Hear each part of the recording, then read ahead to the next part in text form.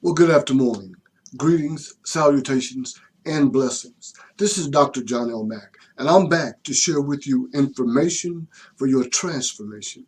I'm so excited. This morning as I was just sharing in my meditative time, in my time of introspection, uh, what dropped in my spirit just really kind of resonated pretty well with me, and I'm hoping it's going to resonate as well with you.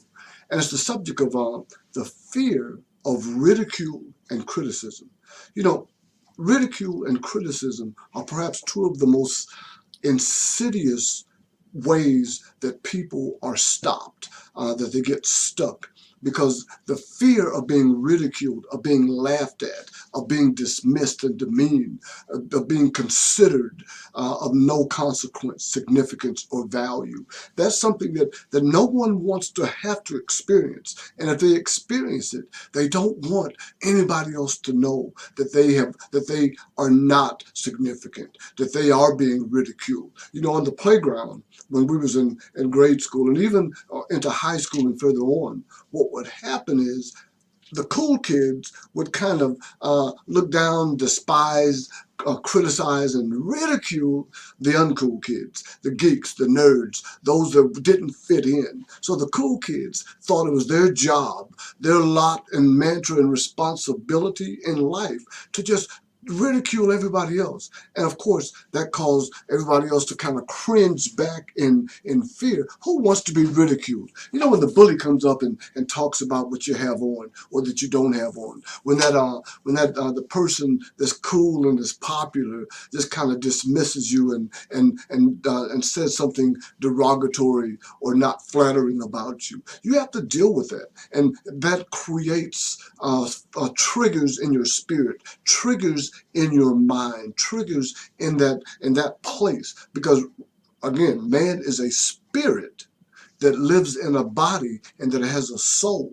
So we trigger or cement mindset in the soul that calls us to act a certain way when we are confronted with that reality.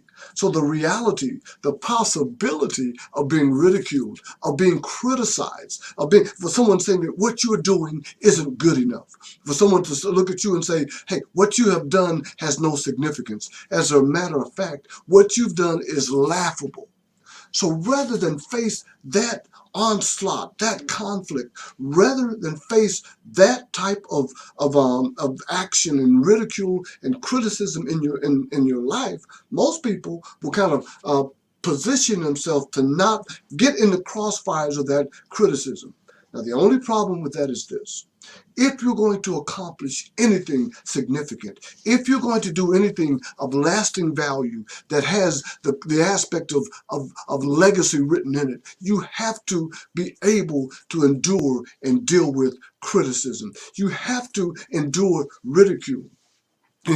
I've been studying successful people, and all of them, without fail, have endured criticism when they have risen to their point of success. Before that, as all along the way, during that trajectory, during that transcendence, the ascendance, all during that time, people laughed at them. People criticized them. People said, look at you. Nobody's ever done that before. You can't do that. You're not good enough. You're not worthy. You don't deserve. And rather than face that onslaught of negativity, the nattering nabobs of negativism, as Spiro T. Agnew, our former vice president, said, rather than face that, the average person will acquiesce to their lower self, to their lower possibility, their lower potential. They won't push. They won't strive. They won't endeavor. They won't try as hard as necessary. Now, my friend Dr. Wendy Talley said, try is a premeditated lie. That means you've given yourself the out. If it doesn't work, it's, well, I tried. That means I wasn't capable. I wasn't good enough. Again, that whole fear of ridicule, that whole fear of criticism, that whole fear of being laughed at. And that's understandable. That's real. Because when you're coming up, it's cruel. Kids can be cruel. And that cruelty causes people to shrink back. Zig Ziglar, one of my favorite favorite motivational speakers talked about stinking thinking, that your mind has a toxic thought pattern, and that it is so toxic and foul that that thinking is what causes you to not achieve and manifest the dreams, goals, or desires that you may have in your heart. I tend to think of it from another perspective.